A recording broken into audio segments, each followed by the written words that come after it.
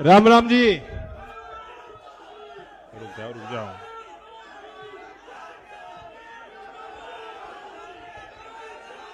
बहुत देर हो चुकी, मैं जानता हूं। अब सुन लो मेरी बात, सुन लो, सुन लो, सुन लो। आप एक उत्सव की तरह आज का एक कार्यक्रम का आयोजन हो पाया। केंद्रीय विद्यालय संगठन देश की एक जानी मानी संस्था है। 122 केंद्रीय विद्यालय के स्कूल उत्तर प्रदेश में हैं। एक शामली को आपको मिल रहा है काबड़ौत में। ये बहुत बड़ी उपलब्धि है। पर्दे के पीछे मैं आपको बता सकता हूं, क्योंकि भारत सरकार कैबिनेट तक इसका अनुमोदन जाता है, तो भारत सरकार के लिए भी बहुत बड़ा अहम फैसला है। और पर्दे के पीछे बहुत लोग प्रयासरत रहते हैं। हर कोई चाहता है कि मेरे क्षेत्र में ऐसी संस्था बन जाए। तो आप सब बधाई के पात्र हैं। शिक्षा में आपने रुचि दिखाई, ये अगली पीढ़ी के लिए बेहद जरूरी है। हम इस स्कूल के माध्यम से इस क्षेत्र के नौजवानों को एक सकारात्मक संदेश उनके जीवन के लिए देना चाहते हैं। रामधारी सिंह दिनकर जी ने कहा था कि दो में से तुम्हें चाहिए कलम या तलवार। मन के ऊंचे भाव की तन में शक्ति, विजय अपार। या तो कलम ले लो या तलवार ले लो। लेकिन आज के आधुनिक युग में तलवार की जरूरत नहीं पड़ रही। अब नॉलेज इकोनॉमी है, ज्ञान का संचार, नए आइडिया, नवाचार, नए काम जो पहले संभव नहीं थे, आज वो गांव के हमारी बच्चियां, हमारे बच्चों के लिए भी वो संभव हो चुकी हैं चीजें। तो इस नए प्रतिस्पर्धा में, नए सामाजिक व्यवस्था में हम हर नौजवान को वो आत्मविश्वास देना चाहते हैं कि अगर उन्होंने अपने लिए कुछ सोचा है और विचार उनके ठोस हैं, अच्छे हैं समाज के लिए, तो बहुत कुछ उपलब्धियां वो अपने लिए कमा सकते हैं। उनको गाड़ी कमाई करनी होगी, मेहनत करनी होगी, चुनौतियों का सामना करना होगा, कुर्बानियों के लिए अपने आप को ढालना होगा, तैयार करना होगा। मैं जो दायित्व आपने मुझे दिया, भारत सरकार में जो जिम्मेदारी मुझ पे है, उसका सीधा संबंध और ताल्लुक देश के नौजवान युवा शक्ति से है। और मैं बताना चाहता हूं कि खास तौर से कौशल विकास कितना महत्वपूर्ण विषय है, कभी ने उस विषय को संज्ञान नहीं लिया। प्रधानमंत्री जी जहां भी जाते हैं वो इस पे बल देते हैं कि कौशल विकास अति महत्वपूर्ण है और देश की युवा शक्ति को उसको पहचानना होगा। जो देश के एम्प्लॉयमेंट देने वाले लोग हैं, आज दो ऐसे उद्यमियों को मैंने निमंत्रण यहां दिया। बहुत छोटी सी सरल सी बात है। ये उस दुनिया से आते हैं जो आपके बीच काम करना चाहते हैं। गांव की पृष्ठभूमि में किसान को लाभ पहुंचाने के लिए इन्होंने कुछ बनाया है, लेकिन वो बात उन तक, आप तक पहुंचेगी कैसे? तो मुझे अच्छा लगा, एक हमारे आंध्र प्रदेश के साथी आए, उन्होंने इंग्लिश में बोला। कोई बात नहीं, शामली है या सब इंग्लिश समझते हैं। दूसरे ड्रोन की बात कर रहे थे कि हम मैपिंग, डिजिटल मैपिंग कर लेंगे।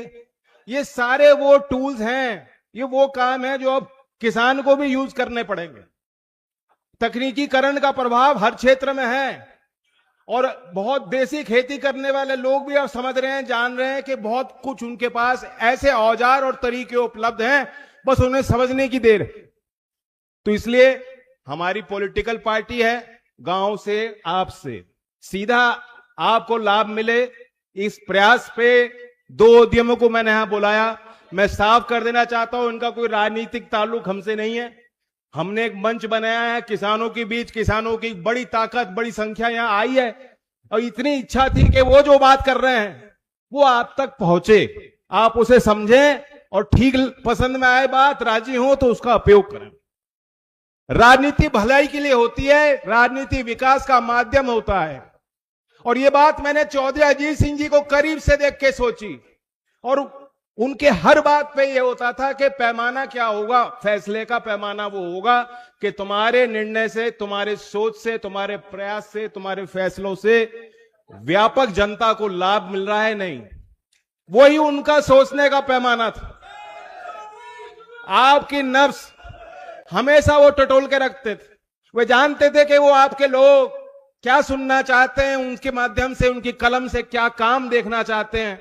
और इसलिए जब जब उनको अवसर मिला, उन्होंने बहुत प्राथमिकता दी कि मेरे क्षेत्र में जो हम लोगों की पहचान है वो और बुलंद हो सके।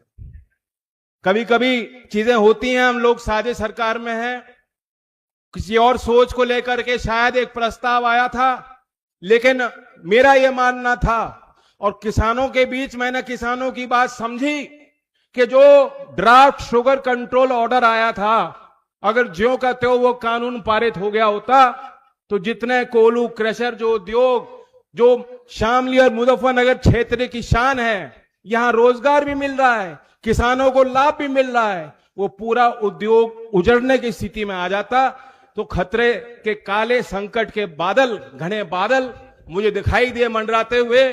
और मैंने आपसे हिम्मत ली, ईकड़ी में, मेरठ में कार्यक्रम में मैंने बोला कि तकनीकी जानकारी हो सकता है मुझे ना हो, आप खेती करते हो, आपको मालूम है, आप अपनी कौम की सोच सकते हो, आप गांव की स्थितियों से बेहतर जानते हो और वाकिफ हो, आप सुझाव दीजिए और भारत सरकार आपके सुझाव को सुनेगी, समझेगी और मानेगी।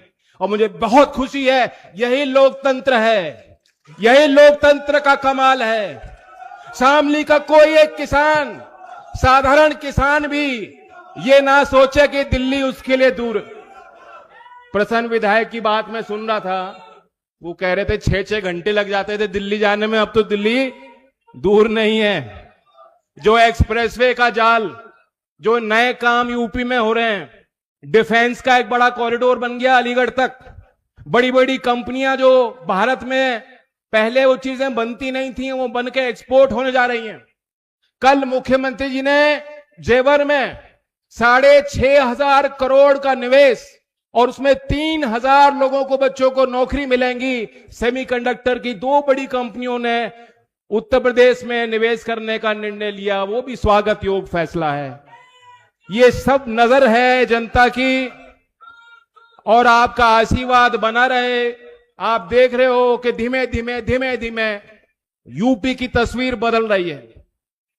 कोई भी बाहर से व्यक्ति निवेश तब करेगा अगर हम उसको विश्वास देंगे कि हमारे निर्णयों में स्थिरता है, हमारे काम करने के तरीके में पारदर्शिता है, हम सबके लिए समावेशी योजना बना सकते हैं और उनको जमीन पे उतार भी सकते हैं। जब ऐसी लीडरशिप मिलती है तभी कोई अपनी गाड़ी पूंजी को किसी दूसरे नए क्षेत्र में लगाकर जोखिम लेने का काम कर पाता है। आज वो हैसियत उत्तर प्रदेश की है, आप कामगारों की है, मजदूरों की है, उत्तर प्रदेश के किसानों की आज वो हैसियत है कि बहुत सम्मान और इज्जत के साथ आपको देखा जाता है और ये कहा जाता है कि यूपी में निवेश का यही सही समय है, यही समय है और यही मौका है।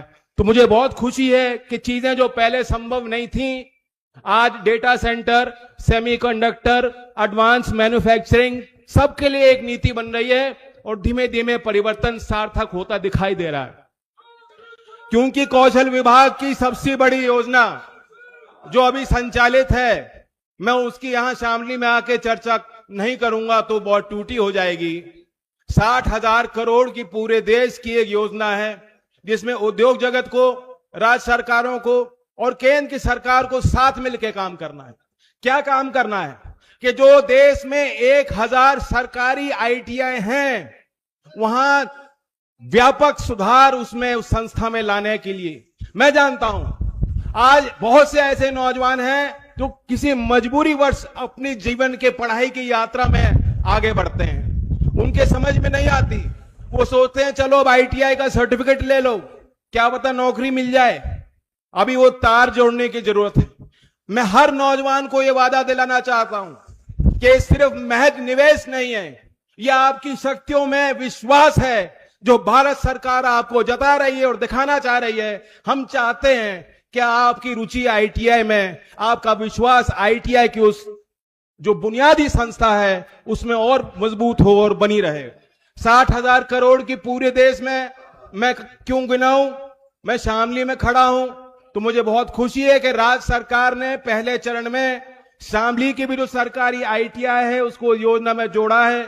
अभी व्यवस्था बन रही है, बहुत जल्दी आप देखेंगे किसी उद्योग जगत के बड़े कंपनी को यहां शामली के सरकारी ITI में लाके हम खड़ा करेंगे जो आपके बीच काम करेंगे और एक मैसेज देगा शामली को।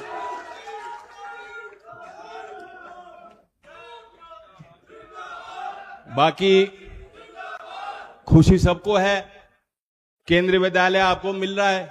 मैं मजाक में कह रहा था स्कूल तो बनवा दूंगा लेकिन तबादला नहीं कर पाऊंगा, एडमिशन नहीं करा पाऊंगा। कहीं उसकी सिफारिश लेके आओ त्रिपाल जी, उसकी अलग व्यवस्था है। बहुत खुशी है हम सबको, मैं भी उस खुशी में आपके साथ भागी हूं। मुझे याद है यहां इस क्षेत्र का उस चुनाव का नतीजा, उस चुनाव का परिणाम जब आया था, कैसे हम लोगों ने साथ मिलकर मेहनत की थी। कैराना क्षेत्र के हर गांव में मैं गया, बहुत बड़ा प्यार आपने दिया और वो कठिन समय पार्टी के लिए था। उस समय दोबारा आपने इच्छा जाहिर की कि दल को खड़ा करना है। लोक दल हमारी पुरानी पार्टी है और जब आप संख्या में अपने दल के साथ खड़े हो गए तो और देर क्या थी, एक के बाद एक कारवां हमारा लंबा बनता गया और आगे और अभी अंगड़ाई बाकी है। हम लोगों को साथ मिलकर और काम करना है। मैं धन्यवाद देता हूं आज के सभी कार्यकर्ताओं को जो ये सब चीज संभव हो पा रही हैं और बहुत खुशी है। मेरे नाम की भी जो है, अगर आपने पकौड़ी खाई होंगी तो मेरे नाम की भी खा लेना, लड्डू खा लेना। बहुत जल्दी सुचारू रूप से केंद्रीय विद्यालय चलेगा तो स्कूल में आएंगे, कार्यक्रम करेंगे। आज के लिए धन्यवाद। जय हिंद, जय भारत।